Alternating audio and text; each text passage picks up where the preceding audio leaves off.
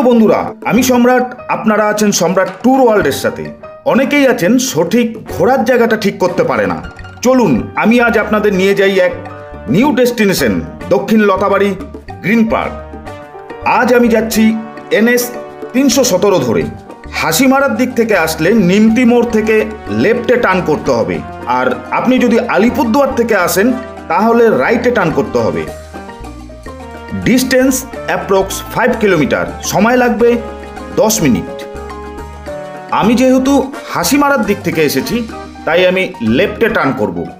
লেফটে টার্ন করার পরে সোজা নর্থের যে রাস্তা সেটা ধরব, আর সোজা দেখতে পাচ্ছেন সেটা হচ্ছে আলিপুরদুয়ার চলে গেল।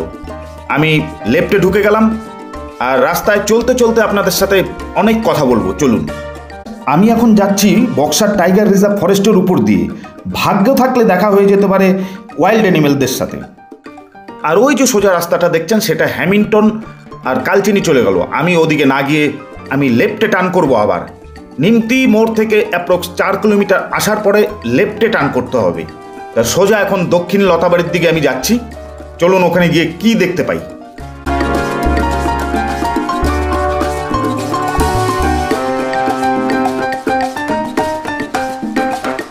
সবাই কিন্তু এখন একটু নিরিবিলি জায়গা খুঁজে বেড়ায় ঘোরার জন্য, ফ্যামিলি নিয়ে পিকনিক করার জন্য।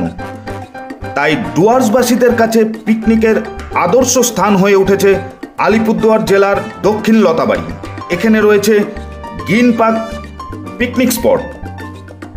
গ্রিন পার্ক পিকনিক স্পটে যাওয়ার আগে দেখে নেব এখানকার কিছু রিসোর্ট আছে, কিছু রেস্টুরেন্ট আছে। একটু ঘুরে নেব আর আপনাদেরও দেখাবো। চলুন একটু দেখে নিই। এই দক্ষিণ লতাবাড়ির আশেপাশে রয়েছে প্রচুর রেস্টুরেন্ট, আর এখানে পেয়ে যাবেন আপনার পছন্দ মতন খাবার। বছরের অন্যান্য সময়েও এই জায়গাটিতে দেখা যায় প্রচুর মানুষের ভিড়। দক্ষিণ লতাবাড়ির চারিদিকে রয়েছে ফরেস্ট ও পাশ দিয়ে বয়ে চলেছে ছোট নদী, যা পিকনিকের পক্ষে দারুণ একটি জায়গা। গ্রিন পার্ক পিকনিক স্পটটি পরিচালনার দায়িত্বে রয়েছে সেলফ হেল্প গ্রুপের মহিলারা। মোট 24 জন মহিলা মিলে এই পিকনিক স্পটটি দেখভাল করেন। এই গ্রিন পার্কটিতে সবার কথা চিন্তা করে ছোট থেকে বড় সবার জন্য রাখার আছে ভরপুর এন্টারটেনমেন্টের সুবিধা। আসুন না আমরা আরেকটু দেখে নিই।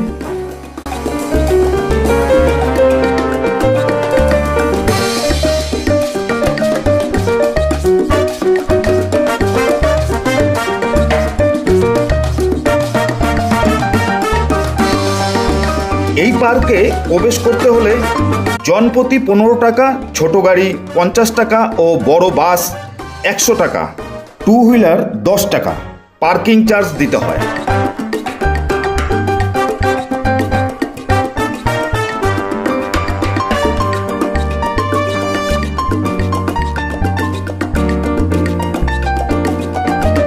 দিনের বেলায় তো সব কিছু দেখে নিলাম, কিন্তু এখানে রাত্রের পরিবেশটা কি রকম হয় একবার দেখে নেওয়া যাক।